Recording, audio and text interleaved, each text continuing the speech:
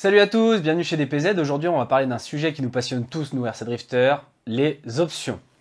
Donc les options, c'est un sujet qui est quand même complexe, il en existe des tonnes, le catalogue il en est saturé, on ne sait plus où donner de la tête, mais il y a quand même des options qui me paraissent vraiment indispensables. Je vais vous expliquer donc aujourd'hui les deux options, pour moi, qui sont vraiment indispensables à installer une fois que vous aurez appris à conduire votre châssis, que vous aurez monté il y a quelques semaines. On ne monte pas les options tout de suite, comme je le dis toujours. Je ne vais pas faire durer le suspense plus longtemps, je sais que ça vous passionne, alors je vous explique ça tout de suite, c'est parti.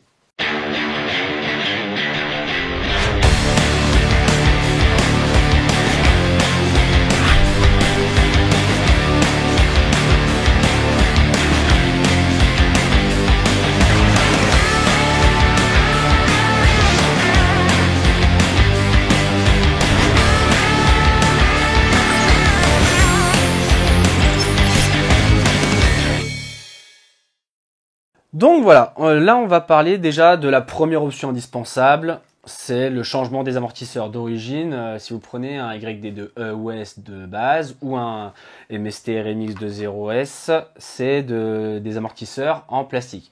Donc ils font très bien le taf au début, mais il faut avouer quand même qu'au bout d'un moment ça fuit.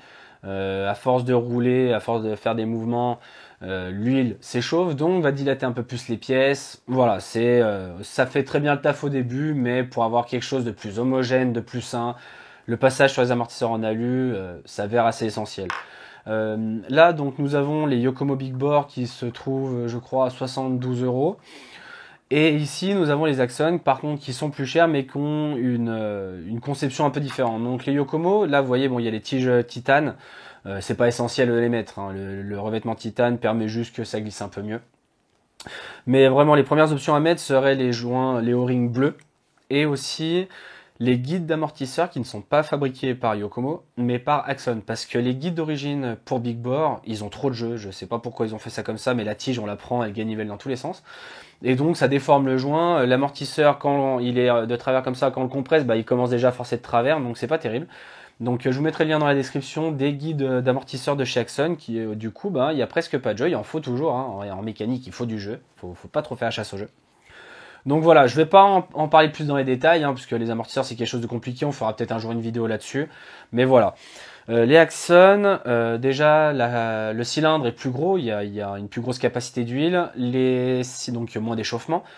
Les pistons aussi, au lieu d'en avoir 4 ou 6 trous, ils en ont 16. 16 pour l'arrière et 12 pour l'avant, ça c'est sur la V2.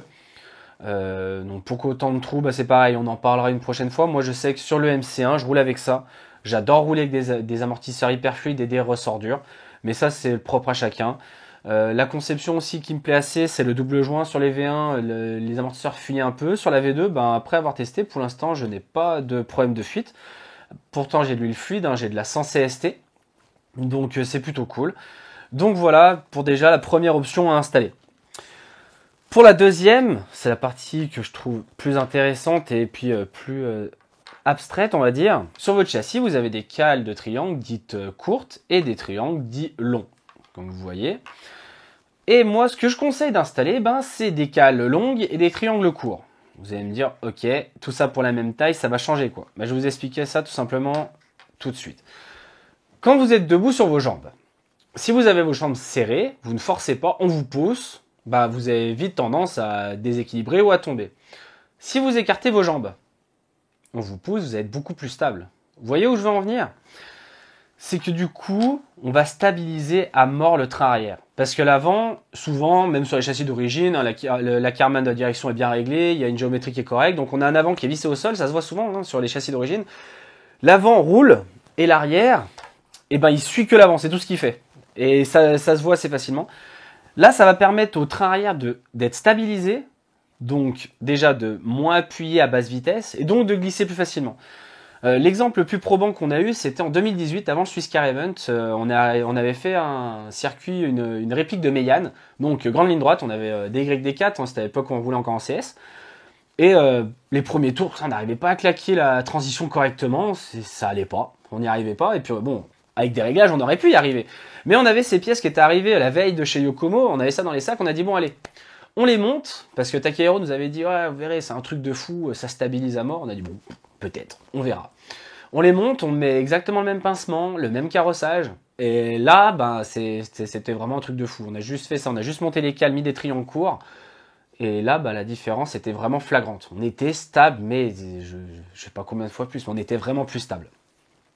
Donc, cette option, elle se présente sous forme de deux cales larges, donc elles sont vendues séparément. Une cale E qui est plus large pour l'arrière du châssis et une cale D pour qui va plus à l'avant. À l'intérieur, on va mettre ce qu'on appelle des petits adaptateurs. Ils ont plusieurs numéros. Donc là, par exemple, là, il y a des 3. Donc il y a un 3 dans un sens, un 3 dans l'autre. Et en fait, selon l'adaptateur que vous allez les mettre, eh ben, le trou va être plus ou moins décalé, en fait. Et ça va permettre de régler votre pincement. Si vous regardez bien, là, je n'ai pas la même largeur, donc forcément, je vais avoir de la pince. Du coup, ça, ces pièces, elles s'achètent séparément, ces adaptateurs. Donc, il vous faudra acheter donc, ces deux cales, les adaptateurs, et des triangles courts. Donc, soit ceux en pomme de chez RFD qui ont une géométrie différente, c'est-à-dire que les perçages des amortisseurs sont soit droits dans le triangle, soit descendus, ce qu'on appelle low profil. Donc là, on va avoir une meilleure prise de roulis. Là, on va plutôt avoir une traction plus importante. Ou sinon, vous achetez cette référence-là. Et là, c'est beaucoup moins cher et ça fait très bien le taf. Donc concrètement, pour le train arrière, il faut compter, je crois, 66 € pour l'équiper. Donc c'est pas une option qui coûte les œufs de la tête, mais vraiment, ça change votre châssis. Je sais que ça fait, donc depuis qu'on les a, à chaque fois qu'on nous demande des conseils sur les compétitions, les événements, c'est l'option qu'on conseille d'installer. Même des fois, on a prêté nos cales pour que les gens essayent et tout le monde, 100% des gens qui les ont essayés ont validé le ressenti que je viens de vous expliquer. C'est assez impressionnant. Si jamais vous avez eu ces options, que vous roulez en ce moment avec ou que vous les installez après cette vidéo, mettez-moi en commentaire ce que vous en pensez, dire si je raconte des conneries ou pas. Mais j'espère vraiment que vous en serez content. Donc voilà, c'est tout pour aujourd'hui. Je pense qu'il y en aura d'autres, des vidéos sur des options qui sont tout aussi indispensables, mais moins de priorité, on va dire. Je vais répondre à quelques questions qu'il y a eu sur la première vidéo. Donc oui, il y a un faux raccord, hein, j'ai pas de casquette, certainement pas le même t-shirt, mais voilà, la vidéo avait été tournée en avance, donc puis de toute façon dans les plus grandes productions hollywoodiennes, il y a des faux raccords, donc au moins on est dans le thème. Donc je vais regarder en direct les 2-3 questions. Donc là, il y avait une question de Sébastien Marchand qui me demandait pour les triangles RFD en pomme qui étaient auto-lubrifiants, s'il fallait les lubrifier ou pas. Donc comme je disais, lubrifier tous les triangles, c'est bien. Si vous ne le faites pas, ce n'est absolument pas grave. Ce qu'il faut, c'est vraiment que les mouvements soient le plus possible, donc que les axes soient le plus propres possible, tout ça. La lubrification, c'est vraiment le petit plus, mais qui n'est pas obligatoire. Si vous roulez d'ailleurs sur parking goudron bien sale, au final, je vous recommanderais même de ne pas lubrifier. C'est parce que le film d'huile qui va se créer risque de garder les poussières. Donc voilà. Pour la première question. La deuxième, c'est RC Drift World, donc qui me demandait si c'était propre au MC1 de vérifier ce réglage du jeu axial. Non, pas du tout. C'est vraiment sur tous les châssis, je pense même toutes les RC du marché, que ça soit du TT, du Touring, du Drift, voilà. C'est vraiment sur toutes les marques qu'il faut regarder ça. Et donc, il y avait aussi Bastien Carnino qui me demandait s'il allait avoir une vidéo sur les big bores. Donc, il y aura une vidéo qui concernera le montage des big bores ou n'importe quel amortisseur d'ailleurs. Donc, elle arrivera prochainement. On parlera pas spécialement réglage, comme je disais, les amortisseurs c'est très complexe, mais ça sera plutôt comment monter un amortisseur sans trop s'embêter, sachant que moi j'aime pas trop faire ça, donc du coup j'essaie de trouver des astuces. Donc, vous verrez ça dans les semaines à venir. Donc voilà, là si vous avez des questions, posez-les-moi en commentaire. Comme d'habitude, j'y répondrai dans la prochaine vidéo. Je ferai une petite sélection de 1, 2 ou 3 questions. Sur ce, je vous dis à plus, prenez soin de vous et j'espère qu'on aura l'occasion de rouler ensemble. À plus!